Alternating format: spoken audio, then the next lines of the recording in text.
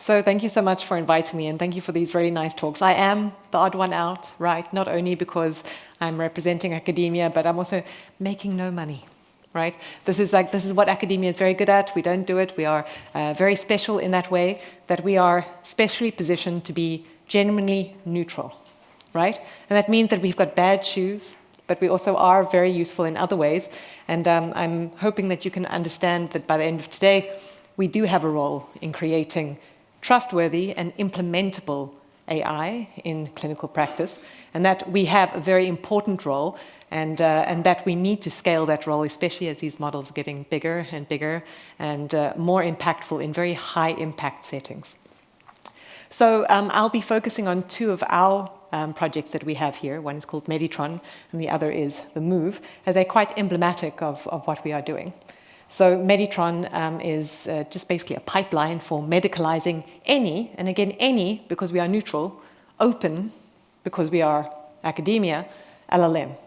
And that neutrality allows us to explore things without bias, without hype, and with evidence, and to calibrate our excitement about new tools with proof, because that is the definition of hype, right? When things are overemphasized beyond their proof and evidence, and when people are too excited without knowledge of how it is actually behaving in the real world.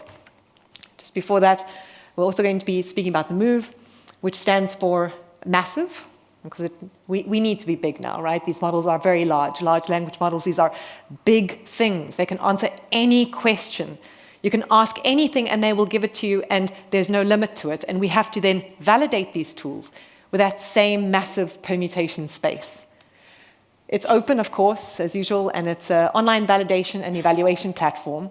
And MOOVE also does what it says on the tin. It moves models to make them more adapted to their setting that we're going to be using them in. And it's a way that we are collaboratively co-developing these tools with experts to get their feedback and to recognize, which was also highlighted in some of these talks, the role of doctors and medical and clinical practitioners in actually implementing these tools.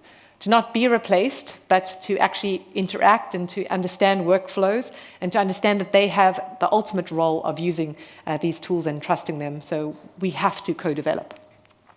Okay, so just to get the temperature in the room, I do this poll in a few places, so if you can please take it. I'd love to understand how much you in this room, and I get very different answers from different people. So if you can take this poll, it's anonymous, and normally I'm asking a lot of doctors, right? And I get very interesting answers. So how much do you trust AI to make medical decisions for you? Let's take this example over here, like, for instance, to verify a dose of antibiotics for you with pneumonia. You're sick.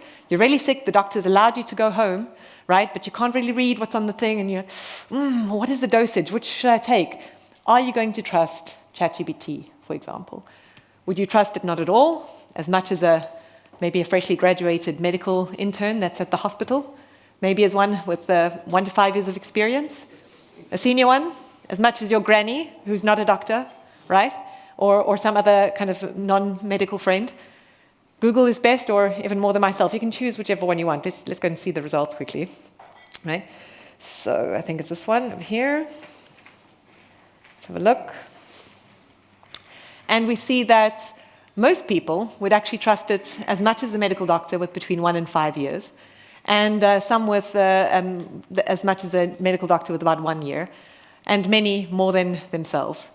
Very few are now saying that Google is best, and only one person in this audience, one, has said not at all.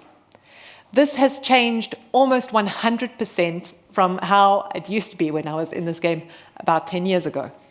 Everyone was so scared before about AI and about it being a black box that they were thinking like, this is the black box. Now people are concerned that I am including humans in generating my models. Right? So who is the weak link, right? And it's about calibrating that excitement that we have. I'd like to do one more, which is important for me, right? So just do this one over here for me. And I want to know from you, how much do you trust open LLMs? So maybe you've heard about Llama, DeepSeek, and others, these very powerful tools that have also been released but openly, versus these commercial models like ChatGPT, but for medical advice. Maybe advising you on the best drug to take, right? Do you think that there may be a problem with bias? Is accuracy more important than perhaps a pharmaceutical deal that they have on the side with something that you don't know about? Do you trust commercial models about as much as open models? Or is bias really an important concern for you and you perhaps think that it's the opposite? Let's have a look. And I get very different answers. I'm very interested to see this one. Let's have a look. And we have a very interesting result, which I didn't expect. So even in this very corporate startup atmosphere that we have here, we have most people think that it's either commercial models are about as trustworthy as open models, even though they are lagging behind in accuracy and implementation. And many people here, the second coming in close second, 36% of the votes, think that they are less trustworthy than open models. Clearly, even in corporate environments, right, we get a much stronger feeling for open models and support for them in medical circles. Clearly, there is a need for people to understand and validate tools and own them, because you cannot validate something that is being changed day by day. I mean, when ChatGPT updated from 4 to 5, did they ask you? Were you ready for it? Maybe you spent millions of dollars validating it. What did they update it with? Did they tell you? Maybe they have a little deal with a pharmaceutical company somewhere, right? And they've maybe going to be changing how they evaluate what, right? It's really important that we have that control. And this kind of control is not free. We have to work for it. And we actually have to make something that is not just workable, but that you can actually use and you want to use. Now, you might think, why am I here? I lead a lab called LiGHT, which stands for the Laboratory for Intelligent Global Health and Humanitarian Response Technologies. These photos were not taken in Switzerland, all right? Okay, I'm not representing this setting. We are working in low-resource settings. I'm a medical doctor. This is where I'm working with my patients, treating tuberculosis, Ebola, places that don't have any running water, no electricity. So what am I doing, right? Indeed, and this is where I work and sometimes find myself in very extreme environments, even doing transrectal ultrasonography in a herd of rhinoceros, right? Which was, incidentally, the best day of my life, and everything has been a disappointment since. Regardless, it's not that far away from what we are doing here. And when we are making AI tools adapted to low-resource settings, you end up just making better tools. Because low-resource settings are not needing low-tech solutions. It's actually quite the opposite. When you're working in places that have got no safety net, you better make your tools well. There's no one that's going to go and see your mistake and correct it. So you better ensure that you have got the high-stakes decisions and the methodology behind it to support it. You better make sure that it's intuitive to use, because we are dealing with people with, like Carol over here, about 2 weeks professional training experience. She's going door to door. She's in Kenya. She's a community health worker.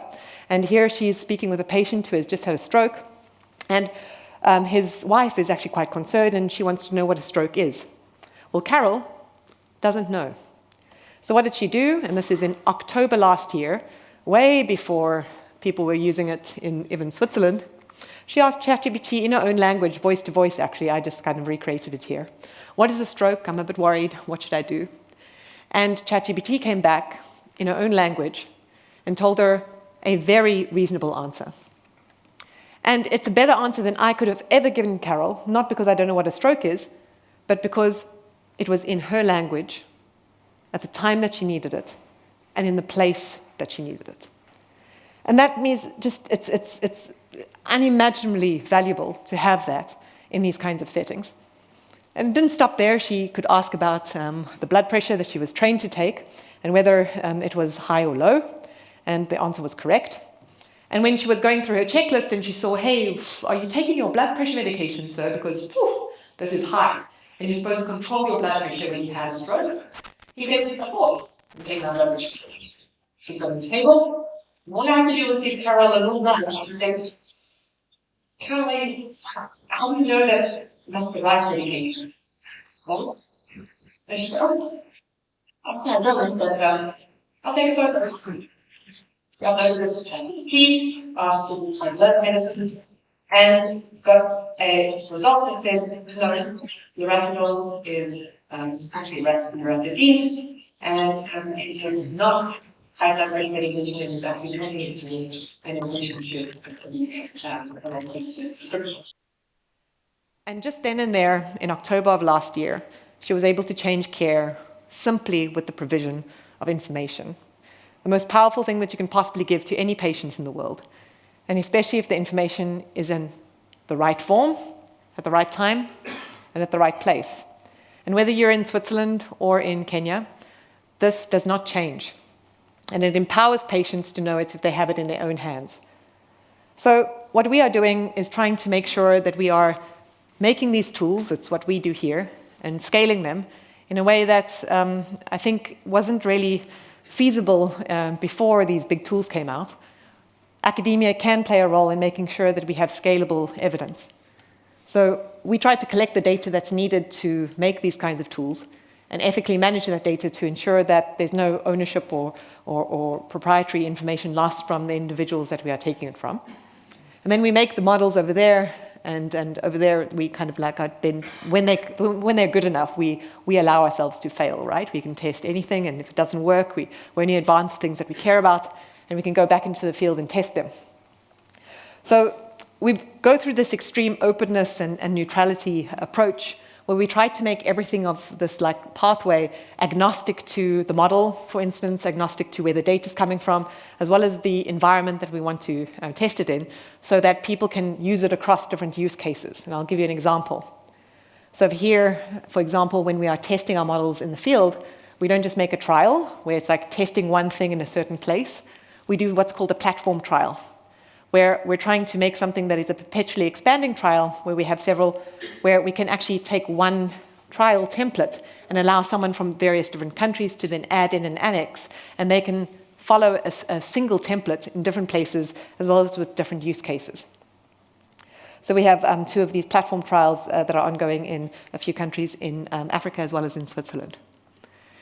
Then we make tools that allow people, when they are collecting this data, even when it's very private. I mean, you can imagine how disappointing it is, right? When you're going to low resource settings or even settings here, and you let people collect data, and it takes a huge amount of time, and then you say, well, okay, great, now give it to me, and I'll make a model, and I'll go publish a paper, and I might see you later, right? It never happens, and it's unfair, and data, as we all know, is supposedly the new oil. It's extremely valuable, and it's unfair to take it from people. And so we make tools like DISCO, that stands for Distributed Collaborative Learning, which allow people to participate in AI models without having to give up the ownership of their data. So very kind of important I suppose, for representation.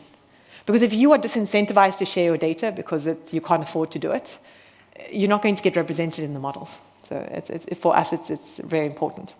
But today, as I said, I was going to be speaking about 2 things, which is Meditron over here, which is the LLM. Once we have the data, we make models. And then once we have the model, we want to go and test it and validate it. And this is our MOOVE platform, so we put that into an application. So I'm just going to focus on those last 2 and just show you how we are approaching this. So for Meditron, as I said, it's a suite of open LLMs, but it's more kind of like to medicalize any model. It's this pipeline. So I think everyone here knows what an open model is because you were able to respond to that question. But in case you didn't, you might have heard of like Llama, DeepSeek, Gemma, Mistral. These are all these like sometimes $100 million projects from Meta releasing to the community an open model. It's extremely generous, and it's an asset. You know, these things are really hard to make. And it absolutely changed the way that we approach AI when Llama mistakenly actually released, when Meta mistakenly released Llama. And now several people have, it was a mistake. Later on they like claimed it was like humanitarian and stuff, but it was cool, right? It really changed the way. So then other people started following suit, and it really changed everything. But what's important is that some models are actually more open than others. And recently, we're very proud that it happened in Switzerland first. The world's first fully open model was released. And this was called Apertus. You may have heard about it. And this is a big initiative between ETH Zurich and EPFL. It's the biggest fully open model that was released by our colleagues. And it's the one that is actually, I have to explain to you what fully open means, I suppose. The most important thing there is under open, what makes it fully is the training data. So these over here are open weight models. If you know how AI works, it's basically taking words and making them into numbers, right? So you could make sums like, let's say, what number represents man and woman and royalty, right? So you'll say, woman plus royalty equals queen, right? So you get numbers that represent words. And those are the weights that are learned in these models. And that's great and it's very helpful, and you can manipulate the model afterwards, but you actually don't know what data it was trained on. So where did it understand those things from? Did it take it from perhaps a book that was copyright? Did it perhaps take it from the New York Times? There's ongoing lawsuits about this, right? So for the first time, we actually were able to scrape, it was these big group of professors that did it together, a huge amount of training data that respected copyright and also respected opt-out signals, don't train on me signals from the internet. And releasing all the data, all the code, all the weights, and obviously making an open license so that you could use it. And this respecting copyright laws is really important because it allows people to actually release and understand the data as they should. So with this, it's actually one of the only ones that is compliant with the EU AI Act, which is going to be very relevant to us soon. And now we try to make Meditron based on all these kinds of different models, ensuring also to include apertus. Now, you know, it might sound, it's very nice, and it's a statement model. It's a model that says we can do this without copyright, but it still kind of doesn't perform as well as the ones that are training on all the dirty stuff, right? So it's true, like all the good stuff is in the copyright, but so you lose something here, right? You do. Not too much. It's still performing on, like it's about a year old in terms of its performance, which is amazing. But it means that we do have to work on that. We have to make sure that we compensate and make sure that we are integrating high quality information into these models, and as a community working together to make them better. So this is what we are trying to do then with the MOOVE, which you'll see later, is to get that high quality information into these models so that we can ensure that they perform better. We make a whole lot of different ones. So we make sure that these can do the same things that ChatGPT can do. So we have reasoning models, multilingual models, voice-to-voice capabilities, multimodality, etc., as well as making a range of sizes that can fit either on your phone or things that need like larger amounts of computational power. And some of these that we've been working mostly with the International Committee for the Red Cross and others, but even those ones that are developed for war zones are actually being used right now in Switzerland. And one of our biggest initiatives is in SITEM University Hospital here, where they've taken one of our models and actually implemented them inside of their hospital. And how they've done this was they participated in the MOOVE, where we gathered a whole lot of their colleagues, right, to give critical user feedback, to improve the models based on their setting, and inject this knowledgeable, valuable information that they have in their brains, and to improve the models as they are going along. So this massive open online validation and evaluation initiative. So just a little bit more about that, and I'll be finished, but it's just to kind of also not only, I suppose this is not just a presentation about it, and if there are any people here who are interested, it's also an invitation if you wanted to join. It is open, but okay, not open to everyone. That's a little bit of a lie. It's only open to people who are experts.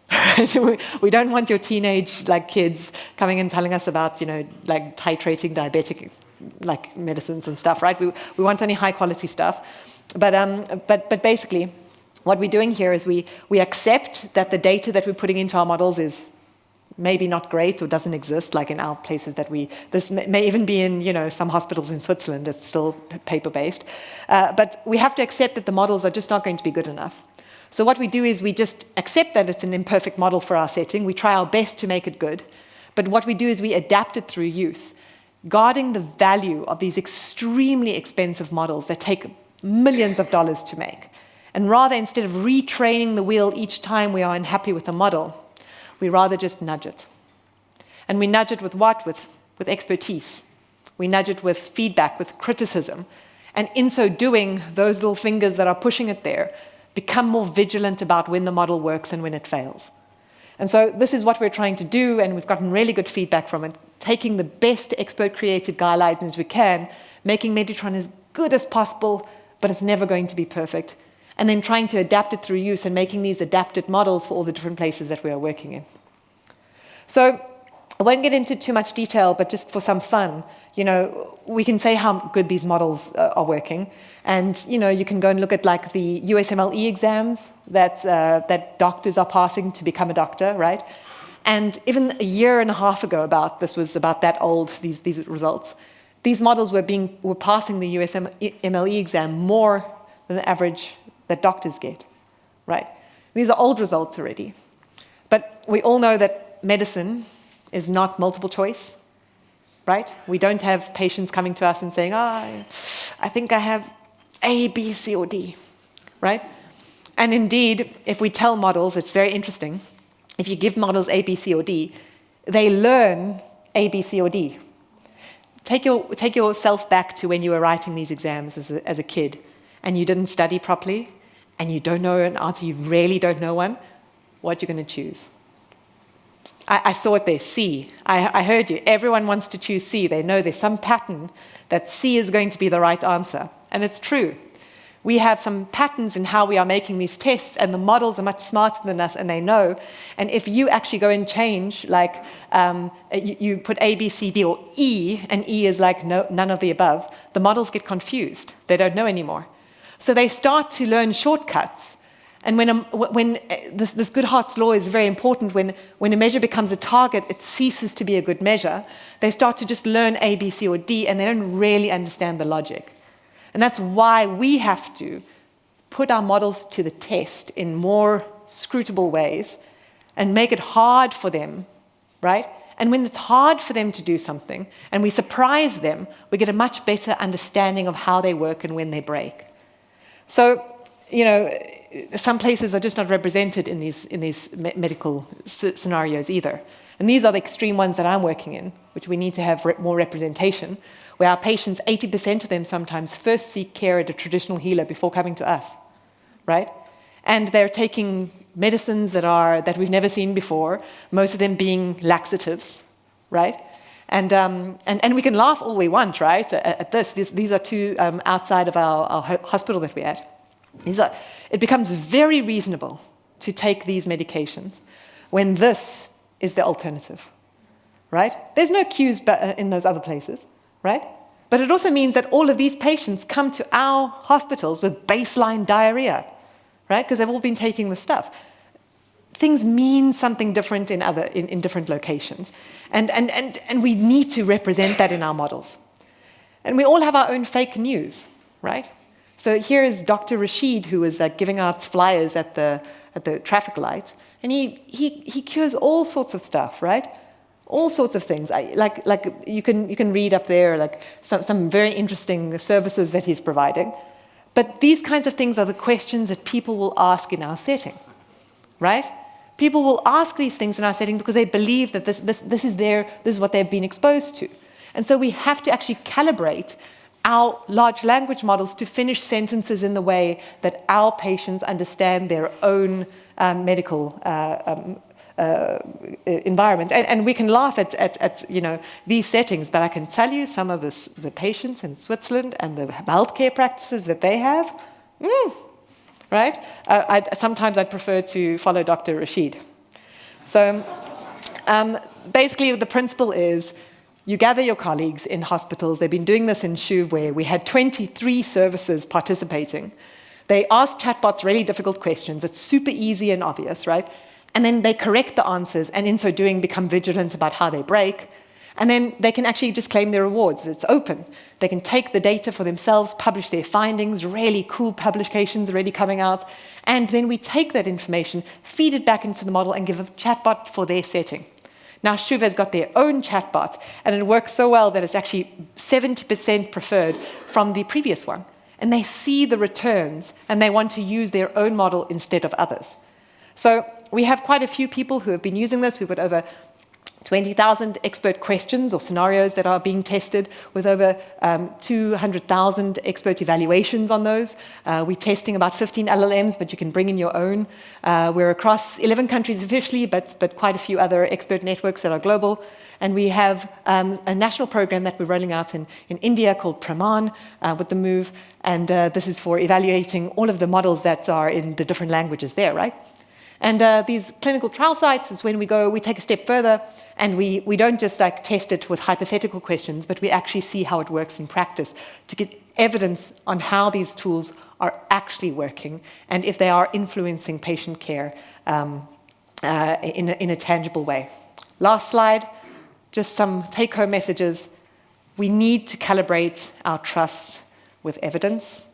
We need to make sure that these models are then locally owned. And they can only do that if we are co-developing them with community alignment to our own standards. And this co-creation needs to include the experts that are going to be using the tools.